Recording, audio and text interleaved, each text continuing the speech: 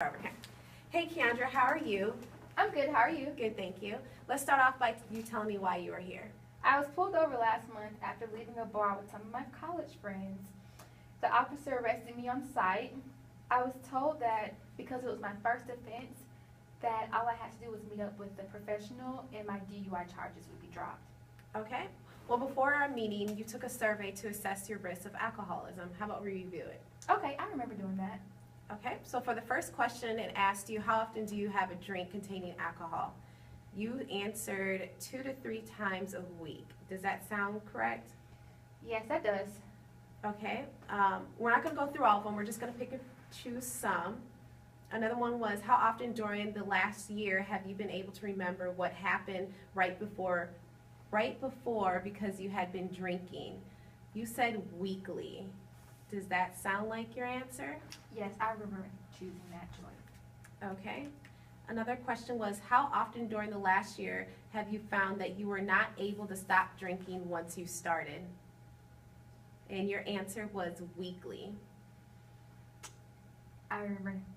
So would you say you're a binge drinker? Yes. Okay.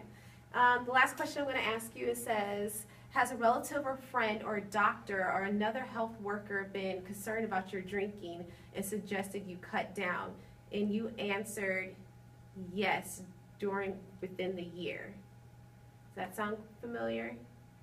Yeah, my mom, she does talk to me or approach me often about my drinking. I just tell her it is what it is. It's not a big deal. Okay, so you would say your loved ones are concerned. Yeah. Okay. Well, out of a 0 to 40 range, you scored a 30 out of 40. So that typically means that you are at risk. How does this make you feel? It's a bit of a shocker because I feel like I drink a lot, but I'm able to handle my liquor, you know. I handle it better than half of my friends. So I don't feel like I drink that much. Okay. Has your drinking ever put you in harm or put others in harm? I guess. I do drink and drive a lot. I've never physically gotten into an accident, but I guess it's putting people at risk and it could potentially harm them. Okay. Being that you do this all the time, do you think you need to go to a rehab facility for help? I mean, I scored a 30 out of 40 on that survey. I'm pretty risky, even though I don't feel like I'm a binge drinker. Well, I kind of like a binge drinker on occasion, but yeah, I don't mind speaking with a person or going to a facility.